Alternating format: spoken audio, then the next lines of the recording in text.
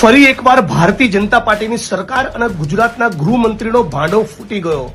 છેક હરિયાણાના મેવાતથી કચ્છ સુધી 1000 કિલોમીટરનું અંતર કાપી 4 કરોડનો દારૂ હરિયાણાથી કચ્છ સુધી પહોંચ્યો અને ફરી સ્ટેટ મોનિટરિંગ સેલે શું એક્શન લીધી? ખાલી કોન્સ્ટેબલ અને પીએસઆઈ ને પીઆઈની સામે તવાઈ આવી, એમને સસ્પેન્ડ કર્યા, એમની સામે એક્શન.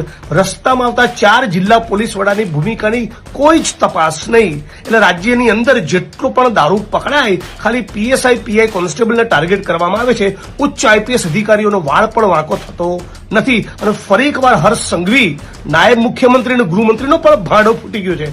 મોટી મોટી વિધાનસભામાં ડંફાસો મારો છો, આ તાકાત તો દારૂ પકડીને બતાવો ને. ગુજરાતમાં દારૂ ટીપુનું ના મળે એવું કરીને બતાવો ને. અત્યારે જેટલો પણ દારૂ પકડાયો છે એ ઐતિહાસિક છે. 4 કરોડનો દારૂ, 56,000 બોટલ, 23 આરોપીઓ ફરાર, 10-12 બુટલેગરો ભૂગર્ભમાં. તો આપણા ગુજરાતમાં શું ધંધો ચાલુ રહ્યો છે? આ શું તમે કરી રહ્યા છો?